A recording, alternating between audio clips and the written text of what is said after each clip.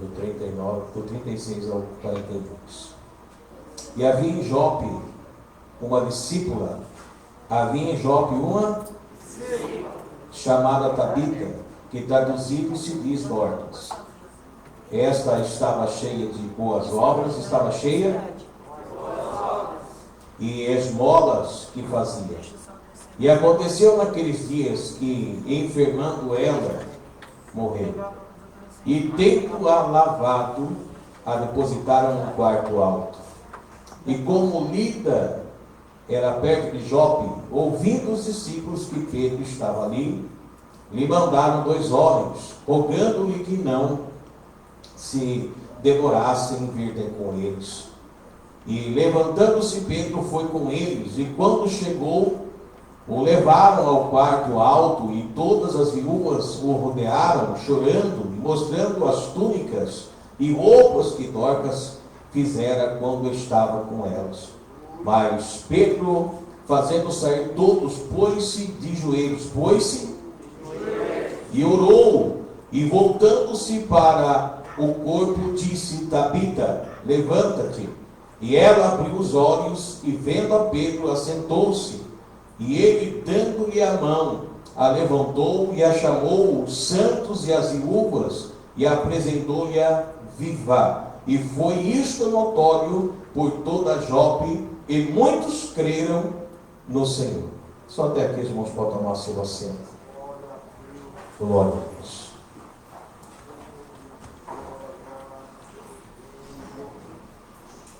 Eu queria falar breve, porque o tempo que nós temos se torna muito pouco, falando da grandeza de Deus, acerca desse texto que Deus me chamou a atenção nesta tarde, porque nós sabemos que nós estamos debaixo de uma ordem de Cristo para a vida de toda a igreja, de todo o seu povo que confessa Cristo.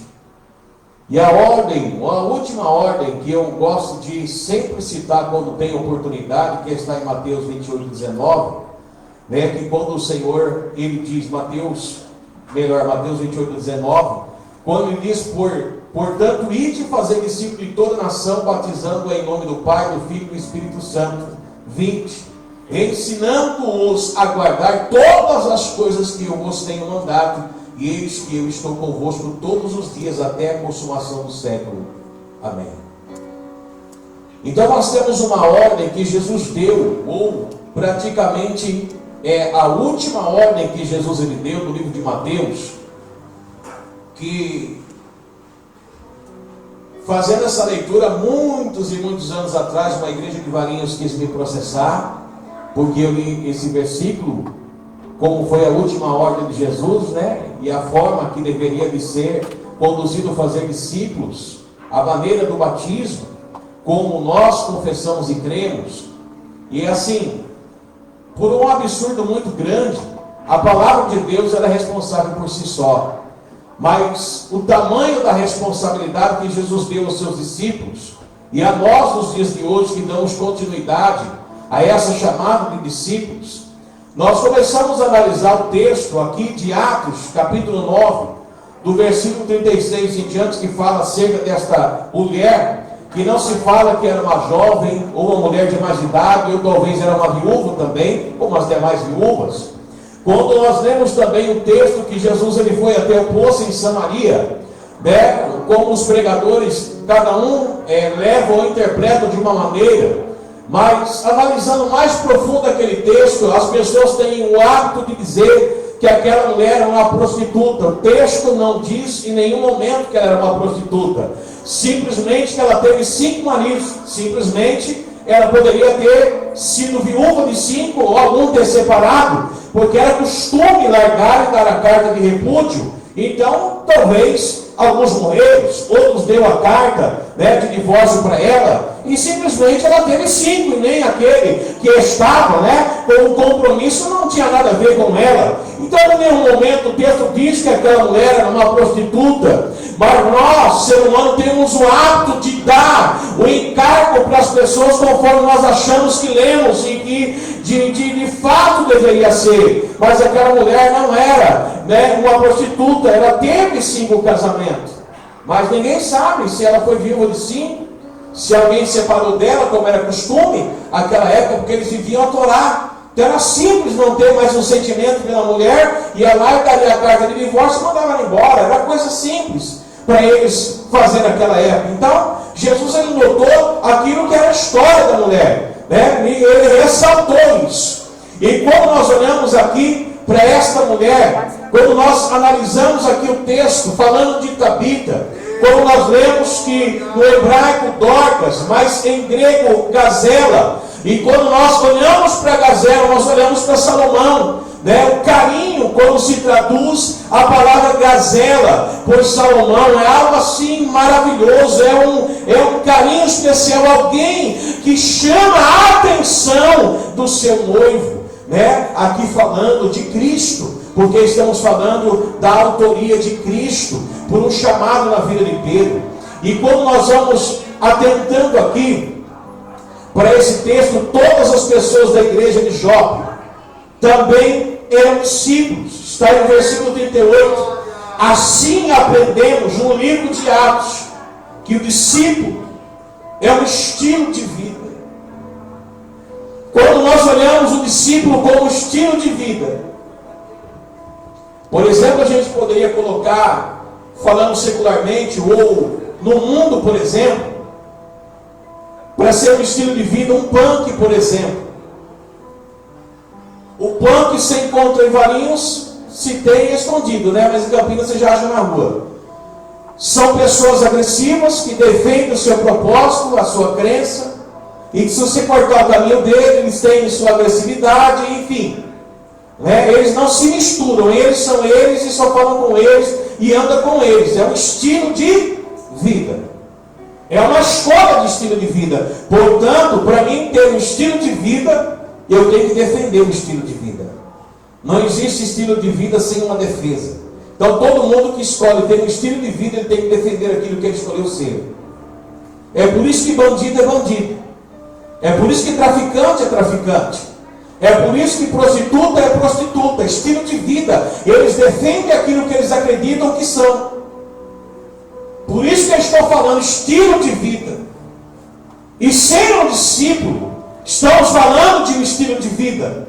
É uma escolha. Eu escolhi seguir aquele homem que foi na cruz e que está pregando por aí que ele é o Cristo, o Messias prometido. Então eu vou seguir ele. Quero saber o que eu tenho que fazer para mim ser um deles. É uma escolha. E a Bíblia diz que Tabita escolheu no seu estilo de vida ser uma discípula de Jesus. Ela escolheu ser alguém que estava marcado lá em Mateus 28:19. Eu quero ser um de quem Jesus falou que era para ir e fazer discípulo. Eu quero ser alguém que faz parte da história de Cristo. Eu quero contribuir sendo uma discípula, dar continuidade àquilo que Cristo começou a fazer aqui na terra. E é interessante que a primeira coisa que nós notamos quando começamos o versículo 36 é que o discípulo, todo discípulo, nos leva à prática de boas obras. Nós lemos aí no versículo 36. E havia em Jope uma discípula chamada Tabita, que traduzido diz Dorcas. Esta estava cheia de boas obras. Todo discípulo de Jesus, ele tem que ter boas obras. Ele é marcado, o seu ministério, ele tem que ser marcado de boas obras. Porque nós observamos aqui no texto, como informa Tabita, que ela se dedicava a praticar boas obras, que isso significa que a vida daquela discípula de Jesus era pautada por práticas, era marcada por pauta de práticas, muito semelhante aos que o próprio Jesus ensinou e praticou. Boas obras, elas são praticadas. Boas obras, elas são praticadas. Boas obras, elas são. e não faladas. Obras não se fala, se faz. Obras não é o comício de uma pessoa que vai prometer, que vai dar uma cesta, que vai fazer uma visita, que vai fazer um evangelismo.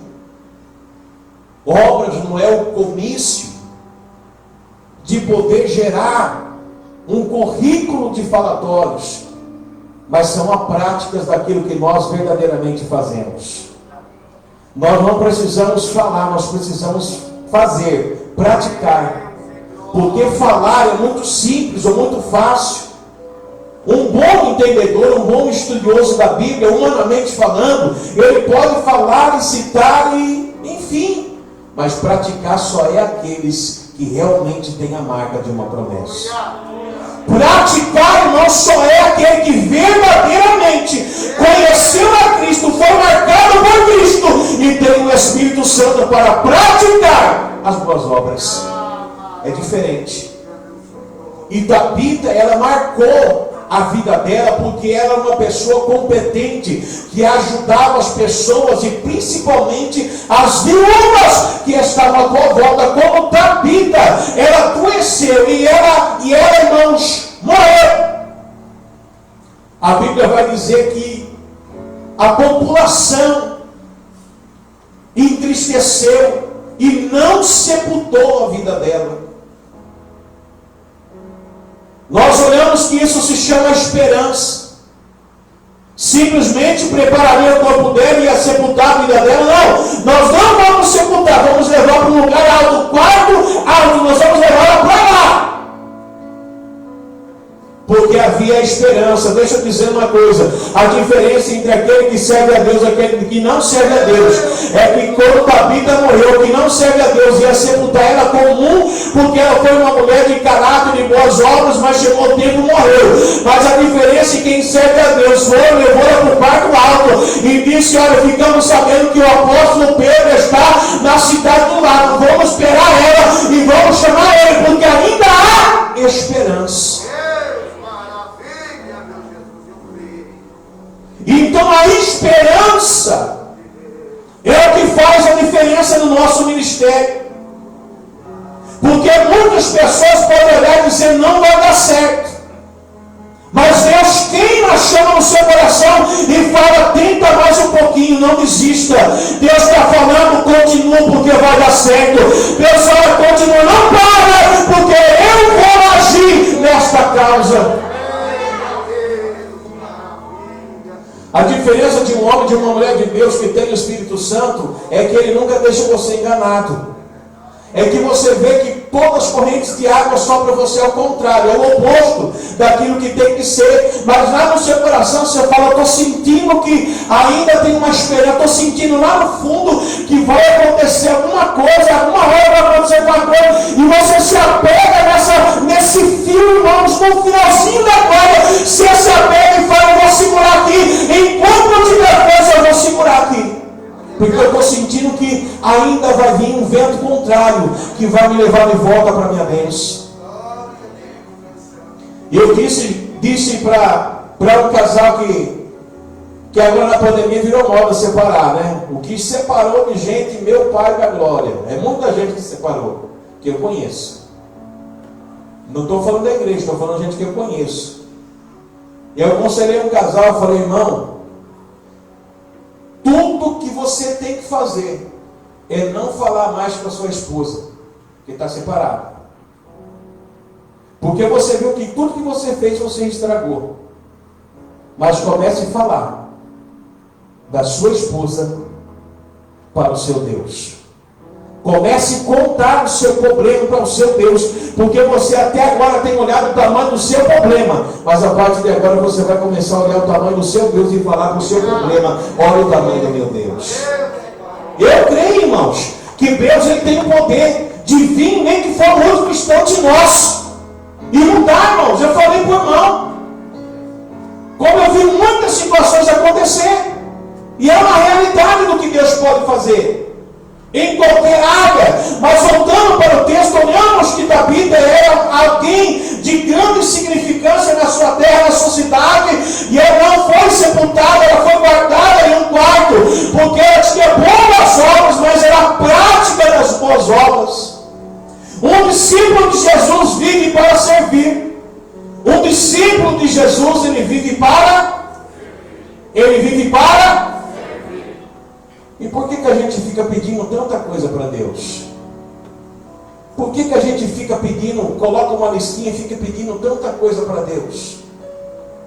Por que a gente quer tanta coisa de Deus? Deus, eu quero isso, eu quero aquilo, e põe eu aqui, põe ali, e se Deus não fazer do nosso jeito, a gente fica bicudo, não quer mais ir na igreja, quer ir embora, quer trocar de igreja, vou para lá, venho para cá, e fica aquele negócio, porque se não for do nosso jeito, a gente não quer, mas todo discípulo, ele tem que estar preparado para servir, porque o chamado de um discípulo, o chamado de uma discípula é servir, é estar preparado para servir. Discípulo que é discípulo, ele está preparado para servir. E é interessante que na obra de Deus tem muitas pessoas que são voluntários na obra de Deus. Não é errado, mas eu não prefiro trabalhar com esta palavra, porque voluntário tem muita gente, mas disponível são poucos para contar no dedo. Voluntário é aquele que diz assim: se for amanhã nós vamos fazer uma obra, quem vai? Levanta a mão lá, 3, 4, 5 pessoas. Aí você vem no combinado, na hora, espera, ninguém vai, porque eles eram voluntários, mas aconteceu alguma coisa de força maior, que eles não vão poder ser voluntários, então eles vão deixar você na mão. Mas aqueles que são disponíveis são aqueles que não levantaram a mão, mas eles sabem a hora e o lugar que você vai estar. E eles vão chegar lá e dizer: eu vim para ajudar. Pessoas que entendem o chamado servir são pessoas disponíveis. Aonde é que eu posso estar? Eu vou estar observando para que eu possa estar e não falar, porque parece que é uma coisa assim tão automática. A gente marca um negócio e parece que acontece toda vez uma coisa para mim. É igual, por exemplo, eu vou no culto, mas todo dia que eu falo que eu vou no culto, acontece um negócio e eu não consigo ir no culto. Já cansei de ouvir isso. Eu falo para as pessoas que vão vir para o culto, não falo pessoas, essas pessoas são pessoas que, novas convertidas ou que ainda não se entregaram a Cristo, nunca marque o dia de ir no culto. Você sabe o dia? Espere o dia e vá, não marque. Não marque o dia de ir no culto, que se marcar, você já percebeu que alguma coisa acontece. Então não marque, faça. É determinação. Nós temos que ser determinados no nosso chamado. A determinação muda muita coisa em um chamado de uma pessoa. Porque é interessante que Jesus, ele declarou em João 14:12: digo-lhe a verdade, aquele que crer em mim fará também as obras que tenho realizado, fará coisas ainda maiores. Ser discípulo, irmãos, significa reproduzir o exemplo de Jesus. Ser um discípulo é estar debaixo dessa palavra. Digo-lhes a verdade, aquele que crê em mim fará também as obras que tenho realizado, fará coisas ainda maiores. Aí eu pergunto para nós, para mim, para nós temos feito, irmãos, pelo menos a mesma coisa que Jesus fez? Vamos ser bem simples, para mim e para você. Esse ano aqui, nós está no 4º mês, né? Encerrando o 4º mês, né? Alguém aqui, por gentileza, já orou para uma pessoa morta e ela ressuscitou? Alguém aqui? Já orou para um defunto que ele ressuscitou esses 4 meses? E o ano passado, alguém? Vai, não, tem alguma coisa errada, hein? Porque Jesus, ele chegou lá no sepulcro lá do seu amigo lá, falou: tira a pedra. Lázaro, sai para fora. Ele falou que a gente tem que fazer maior, não pode ser as mesmas, tem que ser maior. A prova disso é que os apóstolos aqui. A prova disso é que os apóstolos deram continuidade. Pedro não estava pregando lá, o Eutico não caiu, o que ele fez? Irmãos, Jesus ele deu autoridade, ordem para nós, para que nós não fizéssemos o que ele fez, mas que fizéssemos as obras maiores do que o que ele fez. Ele nos deu autoridade, que está sobre nossas mãos. A Bíblia vai dizer que Eliseu ele foi separado para dar continuidade ao chamado. E nós sabemos, depois salteado, que no meio do caminho, batendo papo, Elias falou para ele fazer um pedido, ele não quis nada terreno. Ele disse: olha, outra coisa, não quero fazer nada do que você fez, porque eu não quero ser cópia. Eu quero simplesmente a porção dobrada do que você tem. O que você fez eu não quero fazer, eu quero fazer pelo menos 2 vezes mais para valer a pena o chamado. Você está entendendo o que eu quero dizer? Jesus te chamou para fazer, irmãos, pelo menos o dobro do que ele fez. Isso é para mim também, irmãos. Será que nós estamos entendendo o chamado de um discípulo de uma discípula, o chamado de um filho, uma filha de Deus? Foi, irmãos, para fazer as obras que o Mestre fez, porém maiores. Mas algumas coisas nos impedem. Tabita, ela deve ter sido uma pessoa muito atuante no seu ministério, no seu chamado.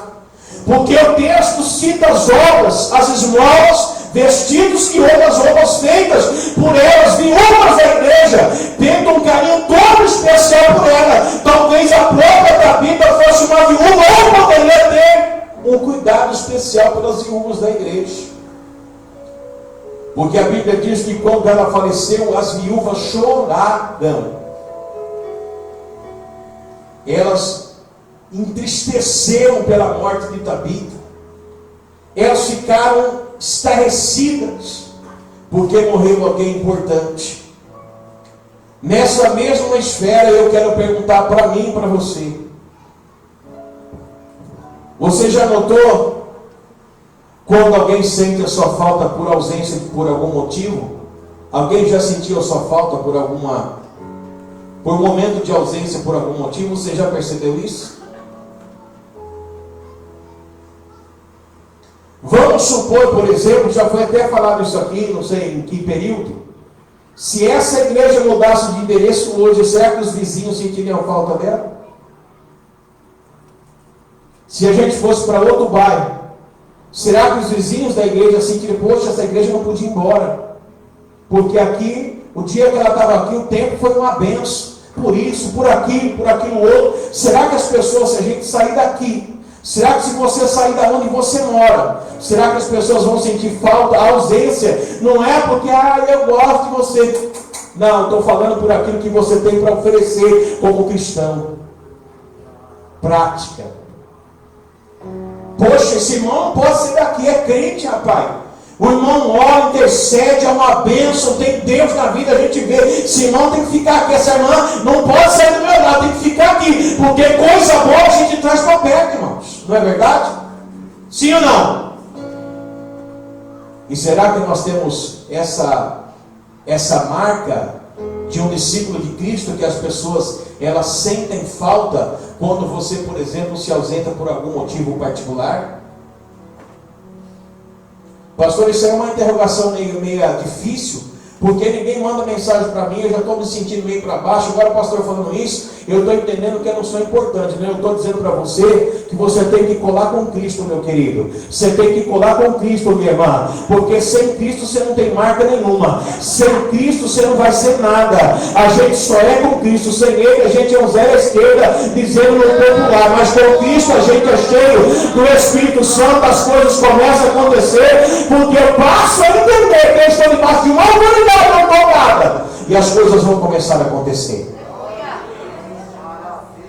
É mais fácil a gente ficar se lamentando que eu não sou nada, que eu não posso, que eu não consigo, que eu nunca vou fazer, que eu nunca vou chegar, que eu nunca vou alcançar, do que bater no teu peito e falar: não, eu não conseguia, eu estava para baixo mesmo, mas agora é o seguinte, agora eu vou chegar pertinho de Cristo, porque eu quero que as coisas mudem. Eu quero estar juntinho, coladinho com Cristo, porque a minha história agora vai estar sendo escrita por Ele, e a autoridade que Ele me deu, eu quero usar, não vai ficar parada não. Eu quero usar o que Ele me deu. graça, irmãos. Foi dado de graça a autoridade para você e para mim. Ele não cobrou nada, irmãos, foi dado de graça. É só crer, como diz aqui João, é só crer, é só acreditar, irmãos, e foi dado já, pronto. Você acreditou, está pronto. Já está postado na sua vida a autoridade. Olha, irmão, de graça. De graça, irmãos. Desculpe eu falar o que eu vou falar agora, mas só para a gente dar uma conjectura aqui. Poxa, ninguém aqui é cavalo para ser forçado a fazer ou não, irmãos, com Cristo é só entregar e crer, e Ele já te deu, sem esforço, no bom sentido de dizer, é acreditar que Ele vai te usar, que Ele vai operar, é a oração, é o joelho no chão. Segunda observação em Tabita, o discípulo nos leva a crer em milagres. Todo discípulo tem que levar uma outra pessoa não cristã ou fraca na fé, crer em milagres. Se um discípulo diz que é discípulo, que tem obras, que pratica, ele não conseguir levar uma pessoa a crer em milagres, então ele está no caminho errado. Aquela pessoa que quando encosta alguém com problema, fala assim, meu problema é esse. Meu Deus, que problema mesmo é que você está, hein? Sei não, hein? Que pior. Deus pode, mas eu sei, eu estou vendo que seu problema vai te arrastar para o abismo, para o buraco, porque está feio. Não, irmãos. Discípulo que tem obras, que pratica, ele tem que fazer as pessoas confiar no milagre. Deus, ele pode fazer. Foi como eu disse recentemente, muito recentemente, para esse irmão que eu estava conversando. Disse, Deus, Ele pode fazer um milagre. Eu ainda acredito que Deus pode fazer um milagre. Para Deus mudar a história, Deus, Ele não precisa de ninguém, de nada. Ele vai, muda e acabou. Ele tira o coração de pedra e coloca o coração de carne. Então, o segundo passo de um discípulo é fazer com que as pessoas acreditem no milagre. Nós não fazemos milagres, mas aquele que nos chamou, escolheu, nos comprou, ele está pronto 24 horas para fazer um milagre na vida das pessoas. E é isso que eu tenho que fazer as pessoas entender, que o milagre de Deus, Ele está proposto a fazer um milagre a qualquer momento. Para que, pastor, Deus vai fazer um milagre? Para as pessoas entenderem que existe um Deus que está no controle das coisas. O milagre é proposto para que haja um entendimento que Deus, o Deus dos crentes, é aquele que está no controle de todas as coisas. E como diz a palavra, operando Deus, quem impedirá? Esse é o papel de um discípulo. Porque nós observamos que o texto bíblico conta que os irmãos tomaram cuidados devidos com o corpo de Tabita, mas ao invés de sepultá-lo, sendo que os apóstolos, Pedro, estava em Lida, cidade próxima, resolveram buscá-lo imediatamente. Somente os discípulos de Jesus seriam capazes de tamanha ousadia. Só os discípulos de Jesus teriam ousadia para guardar o corpo de Tabita num quarto alto e chamar Pedro, que estava perto. É como eu disse, um ser humano comum já tinha sepultado, mas os discípulos disseram, não, essa mulher tem boas obras, a prática de boas obras dela é muito grande, nós vamos guardar o corpo dela, nós vamos mandar correr, Pedro vir correndo para cá, porque nós sabemos que se Deus quiser, Ele pode fazer um milagre, nós vamos crer no milagre, nós vamos acreditar que Deus, Ele vai fazer algo grande. Irmãos, é isso que eu estou falando, a mulher estava morta. Imagine você diante de um sepultamento, diante do defunto, e todo mundo lá lamentando, chorando, e você, não, calma, Deus vai chegar, Jesus vai chegar, Pedro está aqui perto, nós vamos chamar Pedro, porque ele está pertinho, Deus tem algo para fazer aqui ainda, porque Cristo tem poder, e eles acreditaram no milagre que Deus podia fazer através de Cristo. É igual aquela hora que todo mundo que vai olhando pela situação acredita que não tem jeito, E aí você chega perto e fala: irmão, eu vou falar uma coisa para você. Hoje eu estou tão crente em Cristo, que eu não sei se eu pôr a mão, se Tabita vai ressuscitar. Eu não sei o que vai acontecer, mas eu estou sentindo que o negócio vai mudar a história.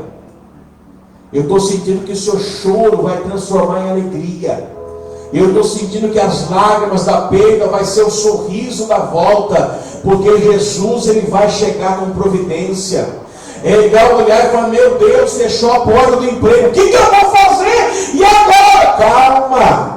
A Bíblia diz, irmãos, que se fecha uma, Deus, ele abre outras portas a mais para a tua vida. Porque uma vez eu orei, um tempo falava: Deus, dá uma porta de escape, Senhor, abre uma porta de escape de emprego para esse irmão, para essa irmã. E que Deus fazer? E um dia eu estava orando, o Senhor colocou no meu coração: não ore mais para mim dar porta de escape para ninguém.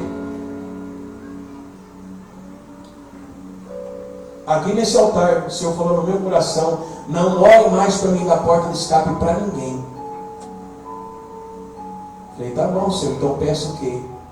Peça para mim abrir a porta da providência, porque escape é qualquer porta, e a providência é a porta certa. Eu disse: entendi, Deus. A porta de escape é aquela porta que fulano chama você para fazer um bico, depois passa um tempo, manda você embora. Deus falou assim: para de pedir porta de escape, porque os meus filhos não precisam de porta de escape, eles precisam de porta de providência, são definitivas. E aí eu entendi. Crente não precisa de escape, crente precisa de providência, porque é filho. E aí eu entendi que Deus, ele queria abrir coisas maiores ainda do que aquilo que ele já estava fazendo. Nada momentâneo, mas Deus, ele queria dar algo definitivo. Então eu aprendi. Na minha oração eu falo: Deus, abre a porta da providência. O milagre é certo e grande. É aquilo que o Senhor tem para dar, e não aquilo que a gente está esperando para a glória de Deus. Pedro, ele estava em Lídia quando foi chamado a Jope. Naquela cidade foi usado por Deus para curar um paralítico chamado Enéas. Antes dele vir para Lídia, ele estava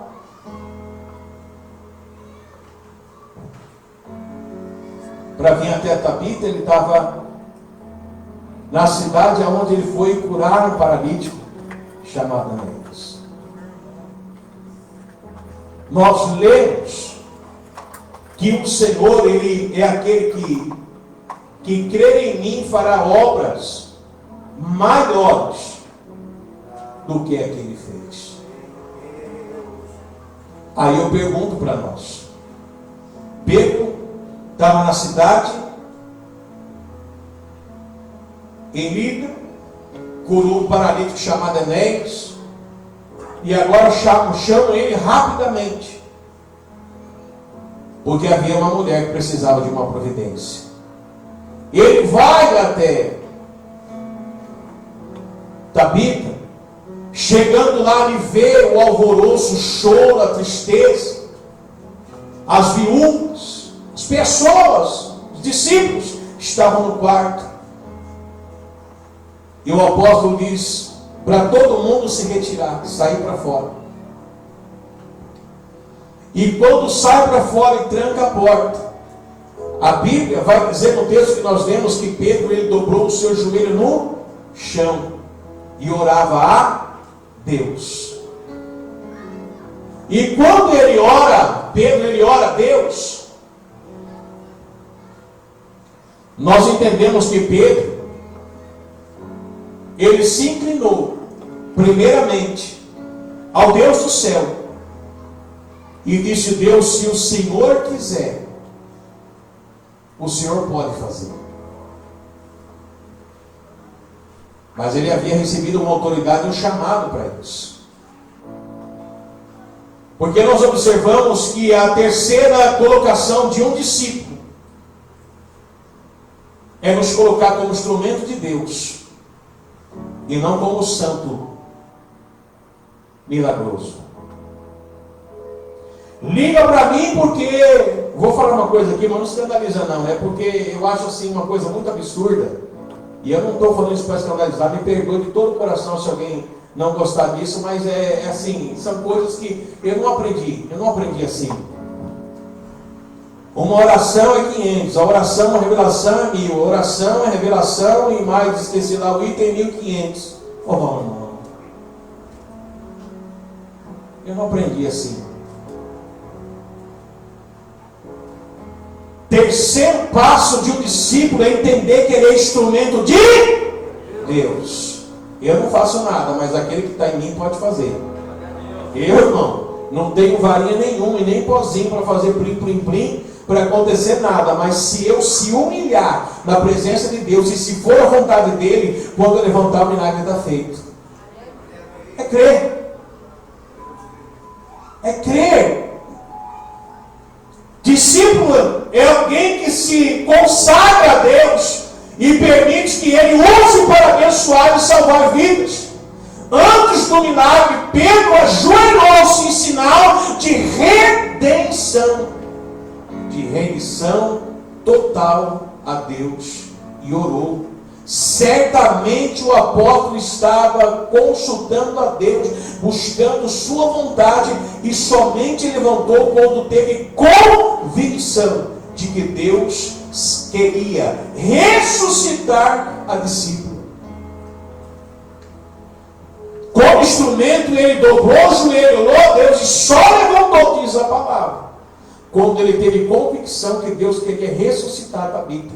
E se Deus falasse para ele: filho, é o tempo, ele ia ter que levantar, abrir a porta, chamar todo mundo para dentro e falar: não, Deus falou que até aqui chegou o ministério dela, acabou aqui, a obra se conclui aqui.